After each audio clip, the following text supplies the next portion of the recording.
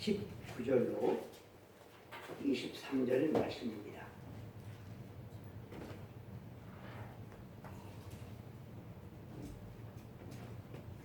(19절로) 23절 말씀까지 다 함께 합독하시겠습니다. 너희를 위하여 보물을 땅에 쌓아두지 말라. 거기는 종과 동록이 해하며 도둑이 구멍을 뚫고 도둑질하느니라. 오직 너희를 위하여 보물을 하늘에 쌓아두라. 거기는 좀이나 동록이 해하지 못하며 도둑이 구멍을 뚫지도 못하고 도둑질도 못하느니라. 내 보물이 있는 그곳에는 내 마음도 있느니라. 눈은 몸의 등불이니 그러므로 내 눈이 성하면 온 몸이 밝을 것이요 눈이 나쁘면 온 몸이 어두울 것이니 그러므로 내게 있는 빛이 어두우면 그 어두움이 얼마나 더하겠느냐. 한 사람이 두 주인을 섬기지 못할 것이니 혹 이를 미워하고 저를 사랑하거나 혹 이를 중히 여기고 저를 경히 여깁니다. 너희가 하나님과 재물을 겸하여 섬기지 못하느니라. 아멘. 이 본문 말씀을 통하여서 누가 보물을 하늘에 쌓을 수가 있는가? 누가 보물을 하늘에 쌓을 수가 있는가라고 하는 제목으로 말씀을 전할 때 성령 하나님께서 우리 모두에게 필요한 은혜를 줄 줄로 믿습니다. 아멘. 우리가 세상에서 한평생을 살아가면서 우리가 뗄래야 뗄 수 없이 살아가는 것이 아마 돈이 아닐까 싶습니다. 우리 인간의 희노애락 그리고 오욕 칠정도 다 무엇과 관계가 있는가 하면 다 돈으로 인해서 대부분 다 발생되어지는 것 같습니다. 얼마나 많은 사람들이 오늘도 돈 때문에 웃고 돈 때문에 또 우는지 모릅니다. 제가 좋아하는 철학자이고 교수이고 또 작가인 ዣ크 엘루지라고 하는 프랑스 교수님이 계시는데 그분이 이런 말을 했습니다. 돈은 아무도 피할 수 없는 현실이다. 공감이 되십니까? 돈은 아무도 피할 수 없는 현실이다. 돈 이야기를 할 때 돈과 나와 아무런 상관이 없는 것처럼 마치 남의 이야기를 하는 것처럼 그렇게 돈에 대해서 이야기를 할 수 있는 사람은 세상에 없을 것입니다. 누구든 자기의 삶이 어떠하고 또 자기의 신앙이 어떠한지를 설명하기 위해서는 다 돈 앞에 서야만 합니다. 돈 앞에 서게 될 때 그 사람의 인격이 드러납니다. 돈 앞에 서게 될 때 그의 신앙도 드러나게 되어 있습니다. 우리는 자본주의 유물론과 공산주의 유물론으로 대표되는 물질 시대에 살아가고 있습니다. 존 화이트라고 하는 사람의 그 견해를 그대로 빌리면 공산주의 유물론은 돈만이 유일하게 존재한다. 공산주의 유물론은 돈만이 유일하게 존재한다는 주장을 하고 자본주의 유물론은 돈만이 중요하다고 주장을 한다고 합니다. 그러니 돈만이 유일하게 존재한다고 주장하는 이 공산주의나 돈만이 중요하다고 하는 자본주의가 겉으로 말의 표현상 좀 차이가 있는 것 같지만 그 밑바닥에는 뭐가 있어요? 다 물질주의를 깔고 있다고 하는 그런 면에서는 동일하게 볼 수가 있습니다. 우리가 공산주의 체계에서 살든 아니면 자본주의 체계에서 살든 모두가 다 공산주의든 자본주의든 다 더 많은 돈을 가지기 위해서 끊임없는 욕심을 가지고 열심을 내면서 살아갑니다. 여러분, 대부분의 사람들이 돈에 대해서 어떻게 생각하고 살아갈까요? 돈에 대해서 사람들이 가지고 있는 생각은 나의 인생을 행복하게 만들어주는 확실한 수단으로 생각을 합니다. 또 힘을 과시할 수 있는 깃발이라고도 생각을 하고 살아갑니다. 또 안전을 확실하게 지켜줄 수 있는 방패막이로 믿고 살아가고 있습니다. 더 나아가서는 나의 생명과 나의 건강까지도 보장해 줄 수 있는 절대적인 존재로 사람들이 생각하며 살아갑니다. 그러니까 이런 사람들의 생각 속에서는 무엇을 높이고 있습니까? 다 돈을 높이고 살아가죠. 사람을 높이는 게 아니라 사람 위에 돈을 높이고 살아갑니다. 여러분, 돈을 높이면 자연스럽게 뭐가 뒤따라오는가 하면 돈의 횡포가 뒤따라올 수밖에 없습니다. 돈은 우리 인간을 지배하는 폭군으로 변해져 있는 것을 봅니다. 돈의 힘 앞에 한 국가도 무릎을 꿇는 것을 우리들은 보면서 살아갑니다. 돈의 위력 앞에 법도 제 기능을 발휘하지 못하는 그런 현실을 우리들이 살아가고 있습니다. 심지어 돈 앞에서 교회도 무릎을 꿇고 돈 앞에서 목사도 무릎을 꿇고 있는 슬픈 현실을 저희들이 맞닥뜨리고 있습니다. 돈은 이미 화폐의 수준을 뛰어넘은 지 오래인 것 같습니다. 그러니까 돈이 월권 행사를 한 지 이미 오래가 되었다라고 하는 것입니다. 돈이 최고다. 돈만 있으면 다 된다. 돈이 하나님이다. 이렇게 주장하는 것이 뭔가 하면 물질주의, 유물주의, 자본주의입니다. 우리들이 살아가는 세상이 바로 그러한 세상이 되었습니다. 이 돈이 갖는 위력에 대해서 공산주의의 창시자인 칼 마르크스가 아주 묘한 말을 했습니다. 무슨 말을 했는가 하면 나는 못생긴 사람인데 그러나 세상에서 가장 아름다운 여인을 돈으로 살 수 있다. 그러므로 나는 못생긴 사람이 아니다.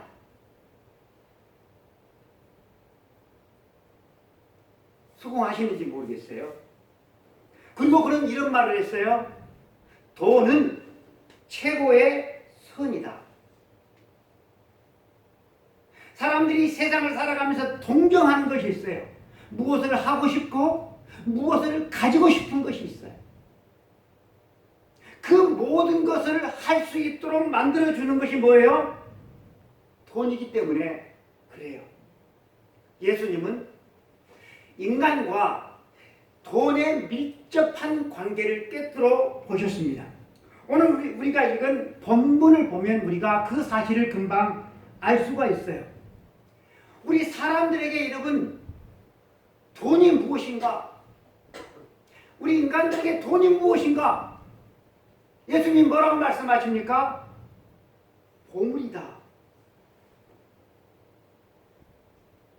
돈이 무엇인가? 우리 인간들에게 돈은 보물이다. 그러면 사실은 말씀이 뭡니까? 내 보물을 땅에 쌓지 말라고 하십니다. 주님은 돈이라고 말씀하지를 않아요. 보물이라고 말씀하셔요. 보물. 처음에는 보물이라고 하셨는데 24절에 가면 단어를 바꿔요. 재물이라고 그래요. 바로 돈인 것이죠. 돈. 예수님이 보물이라고 말씀을 하실 때는 무엇을 가리키는 말인고 하면 바로 돈을 가리키는 것입니다. 예수님은 우리 인간이 돈을 많이 가지고 싶은 그 욕구, 쌓고 싶은 욕구, 돈을 믿고 돈을 의지하고 살아가고 있는 그런 욕구가 있다는 사실을 꿰뚫어 보셨습니다. 그러면서 우리 주님께서 이 꿰뚫어 보시고 하시는 말씀이 주님이 돈을 모으지 말라고 하십니까? 그러면 뭐라고 기록됐어요? 돈을 모으지 말라고 그렇게 나와 있나요? 그렇게 나와 있지 않아요? 주님은 모으지 말라고 하신 말씀은 없어요. 뭘 하지 말라고 그랬어요? 쌓지 말라.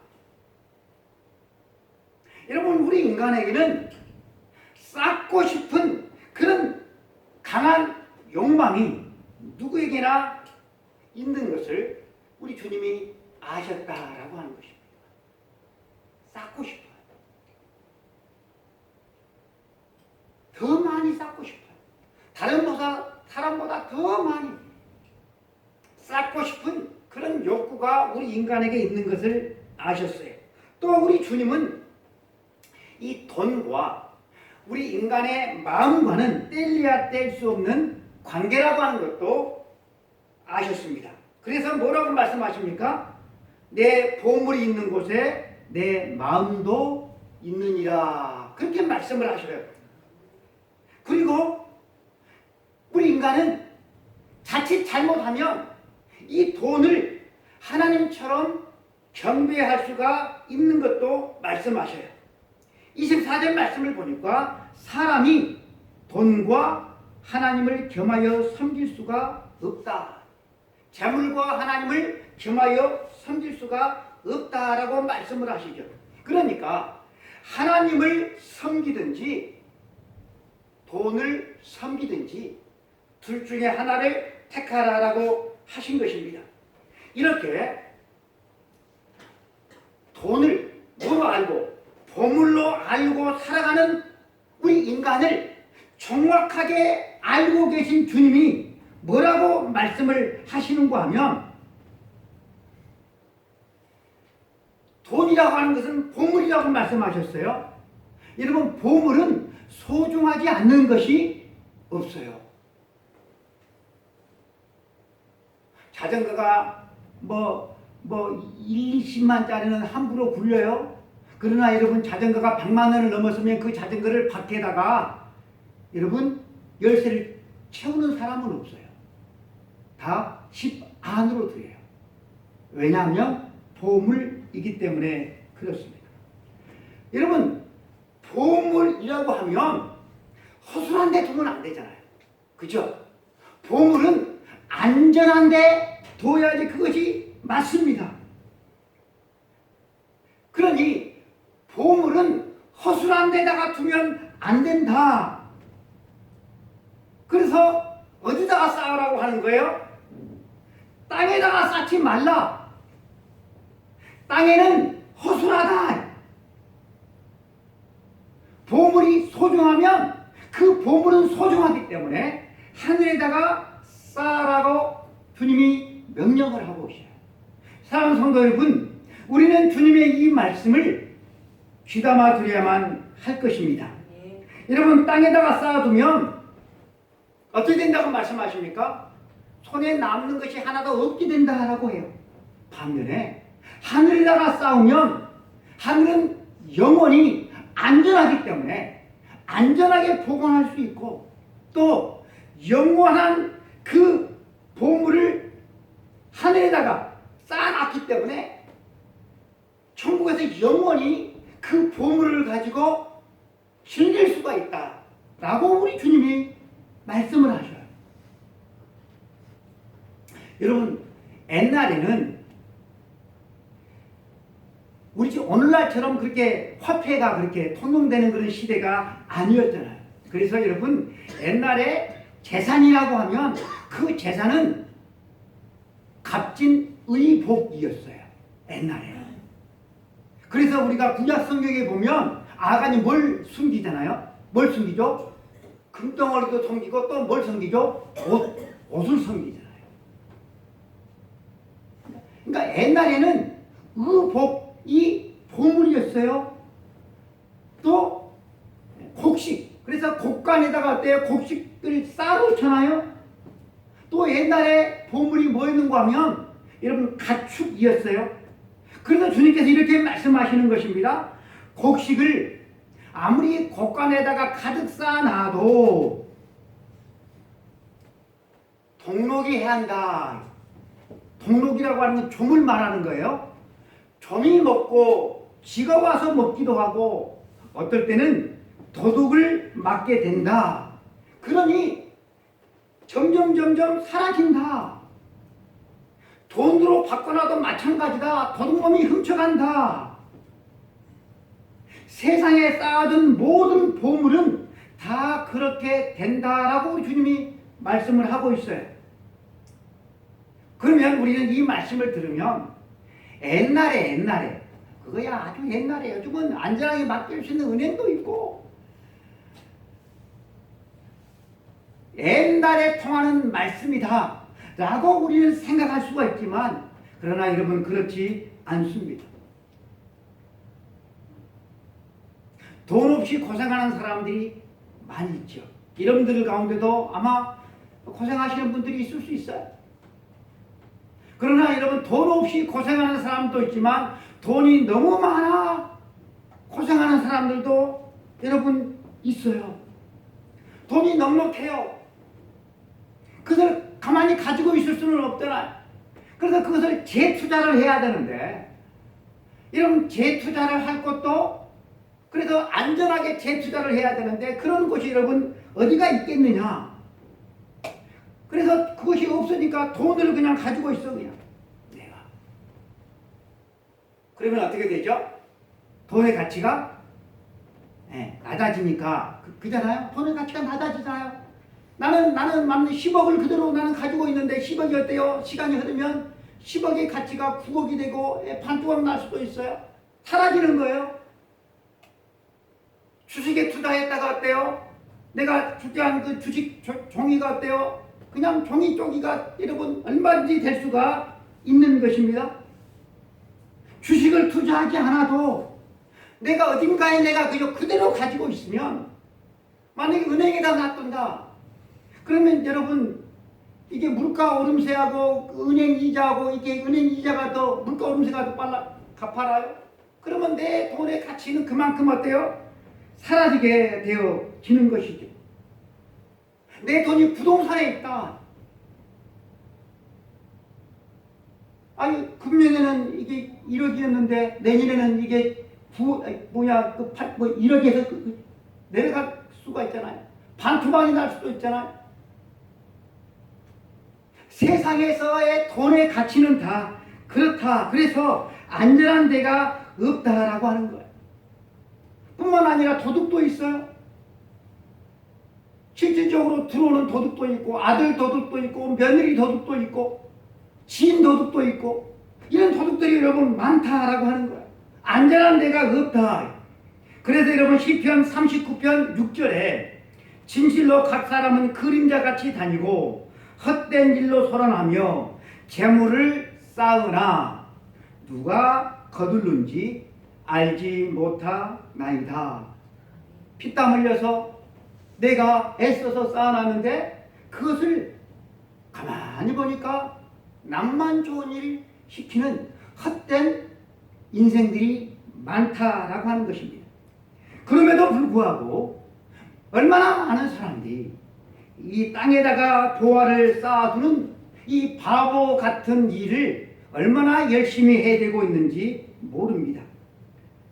그리고 오늘 이 주님의 말씀 하늘에다가 보화를 쌓아라 라고 하는 이 주님의 말씀을 어리석은 말로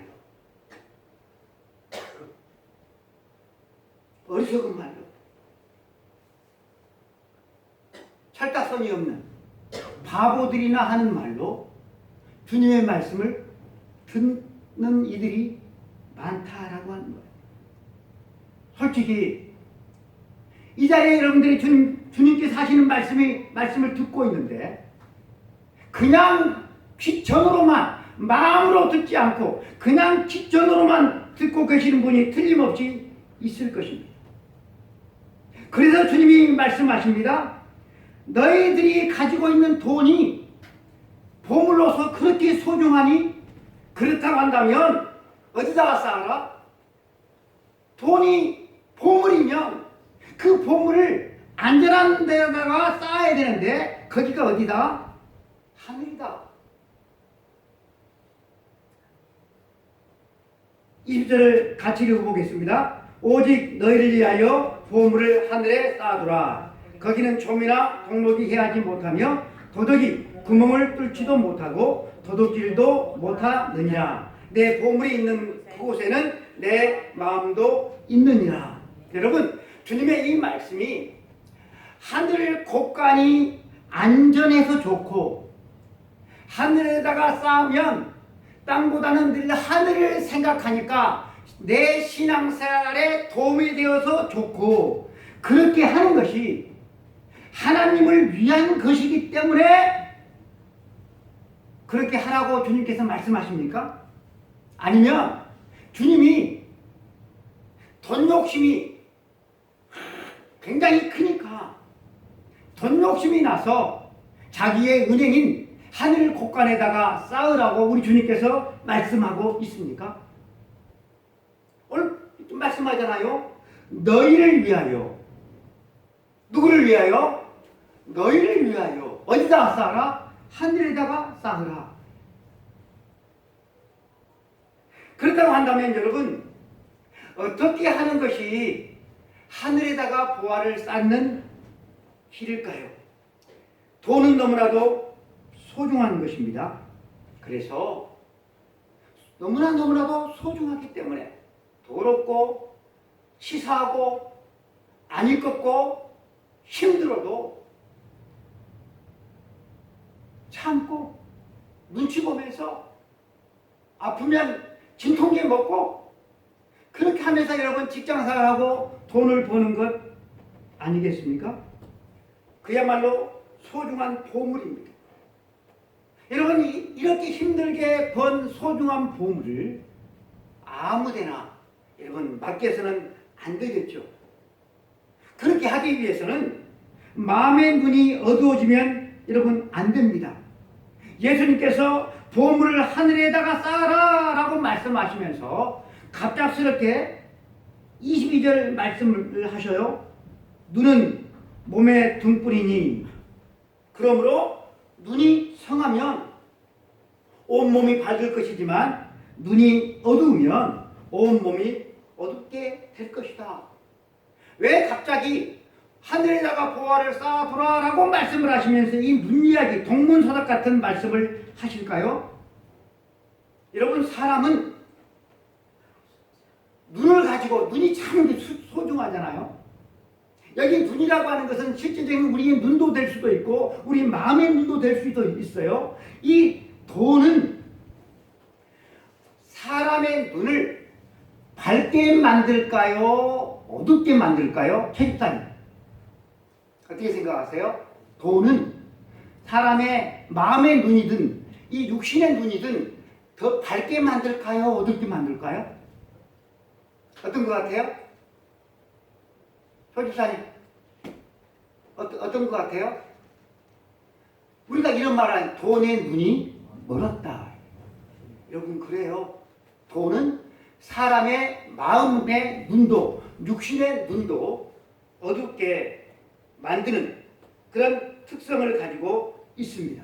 그래서 여러분, 우리의 영혼의 눈이 어두우면 돈과 하나님을 혼동하게 되어 있어요. 정상적인 눈은 하나님을 하나님으로 보아야 돼요.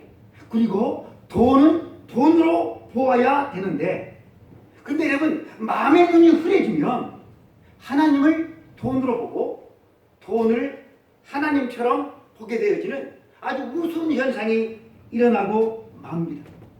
여러분, 이렇게 되어지면 절대로 보물을, 돈을 하늘에다가 쌓을 수가 없습니다. 눈이 어두워서 하나님을 돈으로 보고 돈을 하나님으로 보게 되어지면 마치 돈을 하나님처럼 숭배하고 경배하게 되어져 있습니다. 자기 자신도 모르게 돈의 노예가 되어버리는 거예요. 돈이 시키는 대로 돈이 모이는 곳에 돈 많은 사람을 돈을 벌 수 있는 곳을 그것이 불이해요. 그것이 신앙의 임해대로 그것을 따라가게 되어져 있다라고 하는 거예요. 돈의 눈이 어두워져 버리면. 그러므로 여러분, 사람은 절대로 두 주인을 섬길 수가 없습니다. 여러분, 사람이 하나님도 섬기고 돈도 섬기고 하나님도 사랑하고 돈도 사랑할 수가 없다. 주님은 절대로 동시에 둘을 사랑할 수 없다라고 말씀을 하시는데, 우리는 아이고 그것은 믿음 없는 사람들이나 다른 사람이나 하는 거고, 나는 둘 다 정상적으로 균형 있게 잘 할 수 있어요. 혹시 그런 마음이 조금이라도 들걸랑 이미 나는 마음의 눈이 어두워져 있는 거예요. 결코 그렇게 될 수가 없습니다. 여러분, 돈은 사이비 교주, 사이비 하나님 역할을 합니다. 돈은 전능한 하나님처럼 행세합니다. 우리는 이런 말을 많이 듣고 살아갑니다. 돈 가지고 안 되는 것이 뭐가 있느냐? 돈만 있으면 다 통한다. 이것이 이 세상 사람들의 신앙 고백입니다. 위대한 신앙 고백입니다. 돈이면 다 된다. 돈 가지고 안 되는 것이 뭐가 있느냐? 이 고백은 뭐예요? 돈이 뭐다? 하나님이다라고 하는 신앙 고백이잖아. 이 사이비 신앙에 심취되어서 살아가는 이들이 교회 밖에만 있습니까? 아니에요. 교회 안에도 수두룩합니다. 이 돈신을 믿는 그런 신도들이 헤아릴 수도 없이 여러분 많다는 사실입니다. 여러분, 세상에는 돈 많은 사람을 함부로 대하는 사람은 없습니다. 그리고 돈 이야기를 할 때 장난 삼아서 돈 이야기를 하는 사람도 없습니다. 왜 그렇습니까? 돈은 거룩하니까. 돈은 힘이 있으니까. 그래서 돈 얘기만 하면 사람들이 숙연해집니다. 왜 그렇다고요? 돈은 거룩하니까. 제가 지금 돈 설교를 하고 있습니다. 돈 설교를 하고 있으니까 여러분들의 얼굴이 얼마나 거룩해 보이는지 모르겠어요. 여러분들의 얼굴을 보니까 숙연합니다.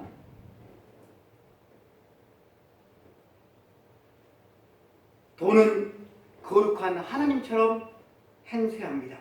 이렇게 자기가 전능한 하나님 것처럼, 거룩한 하나님 것처럼 행사함으로 말미암아 하나님이 받으셔야 될 모든 영광을 중간에서 가로 다 채버리는 것이 여러분 바로 이 재물, 돈이다라고 하는 것입니다. 그러므로 여러분, 우리는 하나님을 섬기든지 돈을 섬기든지 둘 중에 하나입니다. 저와 여러분이 하나님을 온전히 섬기지 못하고 있다고 한다면 그 사람은 돈을 섬기는 사람입니다. 중간은 없습니다. 적당히도 없습니다. 둘 중에 하나인 것입니다. 오늘 이 자리에 와서 예배를 드리지만 여러분들의 마음을 한번 살펴보시기를 바랍니다. 내 하나님은 누구인가? 둘 다 섬기고 둘 다 사랑할 수는 없습니다. 보물을 땅에다 쌓지 말고 하늘에 쌓아라. 어떻게 여러분 하늘에 쌓을 수가 있습니까? 보물을 하늘에다가 쌓을 수 있는 우리 주님께서 가르쳐 주신 가장 쉬운 방법, 그것이 헌금 생활입니다. 하나님께서 주신 물질 가운데 소중히 구별해서 하나님의 제단 위에 바치는 것, 여러분 그것이 헌금이잖아요. 다윗의 고백처럼 모든 것이 하나님으로부터 왔습니다. 모든 것이 하나님으로부터 왔기 때문에 모든 것을 하나님께 다 드릴 수는 없지 않습니까? 먹고 살아야 되고 자식들도 키워야 되고 노후 준비도 해야 되고 이 세상에서 살면서 써야 될 돈들이 너무나도 많지요. 그래서 하나님께서 우리들에게 이 필요한 것들을 주셨는데 이 주신 것들을 다 그냥 나를 위해서 써버리면 그것은 하나님을 거역하는 것이 됩니다.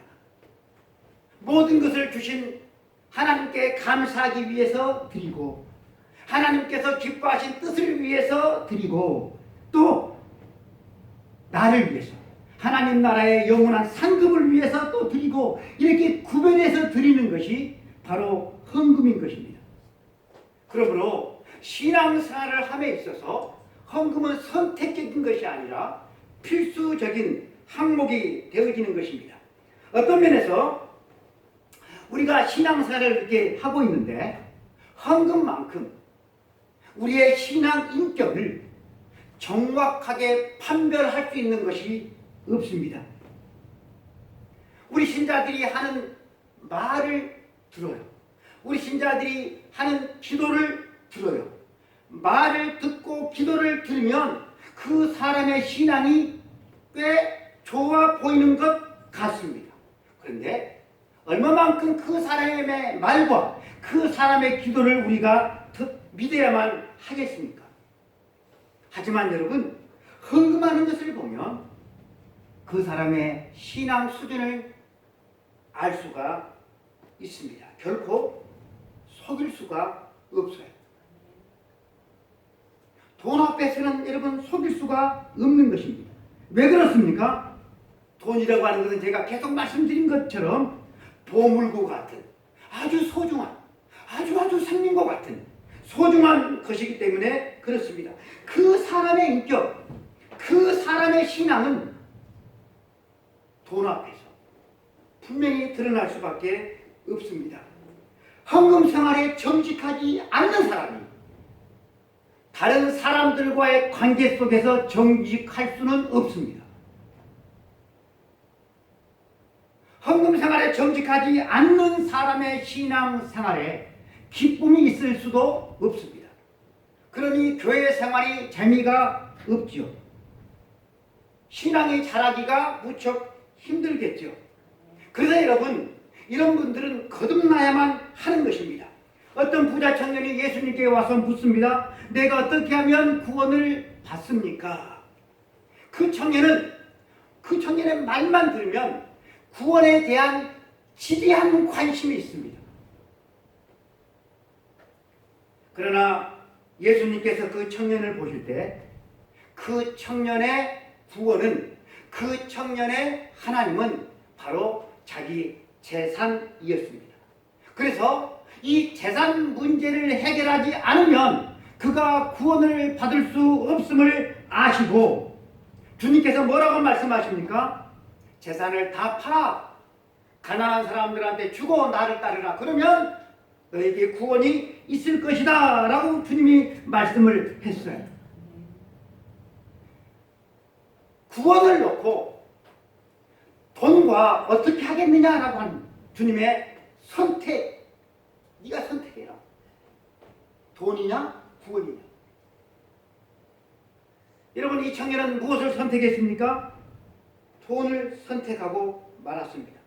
돈이 그에게 하나님이었고 돈이 그에게 구원이었기 때문입니다. 포기하고 돌아간 이 청년을 보면서 우리 주님께서 제자들에게 하신 말씀이 무엇입니까? 얘들아, 부자가 구원받기가 얼마나 어려운 줄 아니? 낙타가 바늘기로 들어가는 것보다 더 어려워. 여러분도 오늘 이 주님의 말씀을 들으면서 슬퍼하면서 돌아가시겠습니까?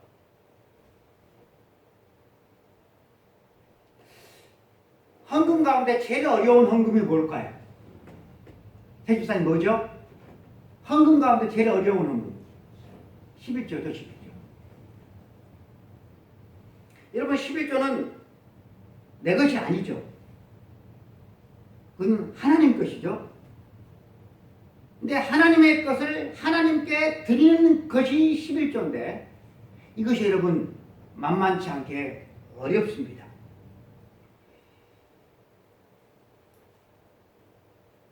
(10만 원) 가운데 (10,000원) 떼는 거, (100만 원) 가운데 (10만 원) 떼는 거,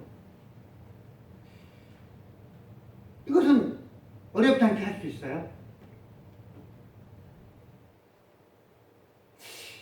그런데 한 300에서 30만 원을 떼고 500에서 50만 원을 떼고 1000만 원에서 100만 원을 떼고 그러면 또 생각이 달라지죠. 근데 이게 우리가 상식적으로 생각해 보면 10만 원에서 10,000 원을 떼고 100만 원에서 10만 원을 떼는 것이 더 어려워야 하죠. 표지사님, 그렇죠? 그렇죠. 왜냐하면 쓸 것이 없잖아요. 근데 300만 원은 30만 원을 드리고도 270 있어요. 500원 어때요? 450 있어요. 1000만 원은 어때요? 900만 원이 있어요. 그런데 그렇지 않더라라고 하는 것입니다. 왜 그럴까요? 보물이기 때문에 그래요. 보물. 왜 그럴까요? 눈이 어두워져서 그래요. 11조 내는 금액이 클수록 어려워요. 그래서 11조는 내 신앙을 대변하는 것입니다. 특전 대원들 있잖아요. 특전 대원. 특전대 이렇게 비행기에서 이렇게 낙하산을 메고 뛰어내리는 사람들 있잖아요. 그 높은 그 비행기에서 여러분 낙하산에 의지해서 허공으로 하늘로 이렇게 뛰어내린다라고 하는 것. 여러분 이것은 보통 심장이 아니고서는 간덩어리가 아니고서는 이게 불가능하잖아요. 근데 여러분 이렇게 되기까지 피나는 훈련을 하죠. 어디서 할까요? 이 훈련을 지상에서 해요. 지상에서. 사람이 제일 공포를 느끼는 높이가 11m라고 해요. 11m. 그래서 이 특전 이 대원들이 이 뛰어내리는 그 점프대를 10m 높이로 만든다는 거예요. 10m. 그리고 10m에서 딱 서면 그 눈높이에서 내려보는 것이 11m가 된다고 그래요. 그래서 거기서 계속해서 뛰어내린다. 앞질하겠죠. 언제까지 뛰어내렸어요? 겁 없이 뛰어내릴 때까지 뛰어내리는 훈련을 매일 한다고 그래요. 그러면 비행기에 타고 이제 가서도 뛰어내릴 수가 있다는 거예요. 그 이상 높은 거, 그러니까 11m 이상 높은 것은 무섭기는 똑같은 그런 실험 결과가 나왔다는 거예요. 이것을 놓고 어느 목사님께서 아주 재밌는 이야기를 하셨어요. 11조가 무엇이냐? 돈에 대해서 가장 공포를 느끼는 10m의 점프대다. 그래서 11조를 정상적으로 들을 수 있는 사람은 이 헌금에 대해서 자유로운 사람이다. 저는 참 이게 공감을 합니다. 우리 모두가 다 그렇게 되기를 원합니다. 보물을 하늘에 쌓는 것. 그러면 교회에다가 다 헌금만 해야 되느냐? 아니죠. 여러분 우리가 사는 이 세상에는 참 좋은 일을 하는 단체들이 참 많이 있어요. 거기다가도 해도 돼요. 여러분 우리 교회에서는 선교사에게도 여러분 돕지만 한 군데는 극동방송 또 한 군데는 헤비타트잖아요. 한국 헤비타트. 그런 여러분 좋은 활동들을 하는 그런 단체들이 있어요. 정 못하겠으면 저한테 주세요. 제가 해드릴게요. 여러분들의 이름. 서장훈이 진행하는 이웃집 백만장자라고 하는 프로그램을 제가 이렇게 그 유튜브를 통해서 짤롭게 보게 되어지는데요. 철강 회사에서 CEO로 일하던 연봉 3억을 받던 사람이 그 좋은 직장을 때려치고 창업을 해요. 여러분 창업 이게 쉬운 일이 아니거든. 잘하면 대박 나지만 못하면 쪽박 차잖아요. 이 사람이 반려동물과 함께 산책을 하면서 요즘에 그 반려동물 싣고 다니는 뭐 어르신들 그 유모차 같은 거 있잖아요. 그 손잡이에다가 이렇게 이제 그 비닐 같은 걸 이렇게 걸어가지고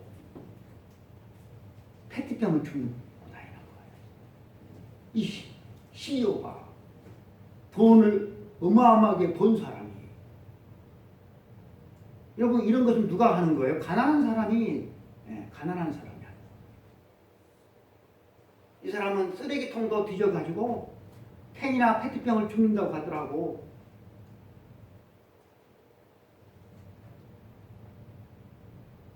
혹시 페트병 길 가면서 주워보신 분? 그거 10원, 그거 하나 10원이거든요. 저는 주워요. 이번에 어제도 어제 금요일날 체육대회 하고 그 먹었던 페트병하고 캔하고 제가 갖고 왔어요.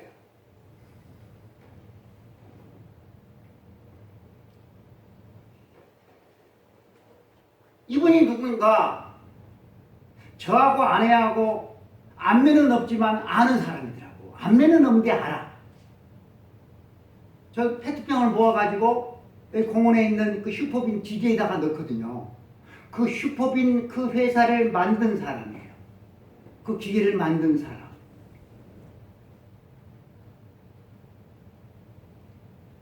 돈 많아요. 그런데요, 서장훈이가 옷방으로 들어갔어요. 양복이 몇 벌이게요? 양복 사계절용 하나.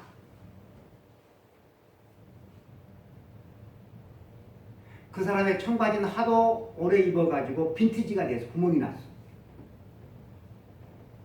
그 사람이 신고 다니는 신발은 하도 오래 신어가지고 밑창이 다 달았어. 요즘에 사람들이 다 차로 이동하기 때문에 그 밑창이 다 달 정도면 여러분 꽤 오래 신었을 것입니다. 참 절약하시더라고요. 그 사업을 시작을 하게 된 그 목적이 선했어요. 자연 보호를 위해서. 여러분, 하나님께서 우리 인간을 창조하셨어요. 왜 창조하셨을 것 같아요? 왜 하나님께서 우리를 구원해 주셨을 것 같습니까? 사랑하는 성도 여러분, 우리가 하나님 앞에서 부끄럽게 살아가서는 안 되잖아요. 우리는 다 세상에 살아가면서 뭐 적든 많든 간에 하나님으로부터 받은 것으로 살아가고 있습니다. 그 받은 것을 하나님께서 기뻐하신 뜻대로 사용할 수 있는 그런 소명을 받은 사람들이 바로 저와 여러분입니다. 이 세상은 돈이 하나님인 줄 알고 섬기고 살아가는 그 세상 속에서 하나님을 하나님으로 받들고 사는 사람들은 세상의 많은 사람들처럼 그 보화를 땅에다가 쌓지 않고 하늘에다가 쌓는 삶을 살아간다라고 하는 것을 세상 사람들에게 보여주며 증거하며 살아가야 될 복된 특권과 사명을 가진 그런 사람들이 바로 저와 여러분이다라고 하는 것입니다. 이것만이 영원히 후회 없이 남는 인생이 되어지는 것입니다. 이것만이 진정으로 나를 위한 보화 쌓기가 되어지는 것입니다. 꼭 알아두시기를 바랍니다. 돈을 사랑해 보십시오. 그리고 돈을 땅에다가 많이 쌓아 보십시오. 비참해질 것입니다. 남는 것이 하나도 없는 공허함만 나이가 들수록 남게 되어질 것입니다. 그것은 이 세상의 역사가 증거해주고 있습니다. 그러나 보화를 하나님께서 기뻐하시는 뜻대로 사용하면 우리 모두는 더 행복해질 것입니다. 하나님을 사랑하면 더 사랑하게 되어집니다.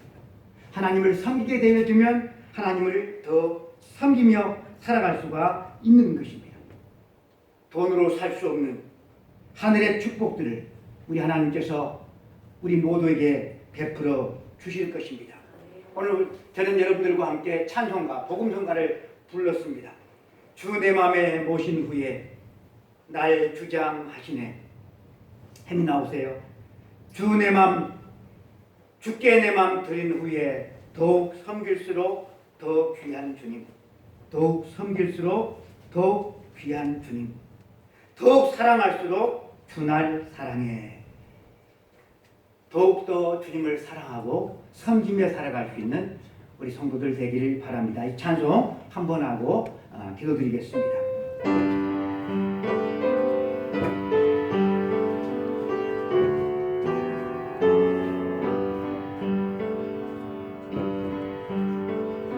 주 내 맘에 오신 후에 날 주장하시네.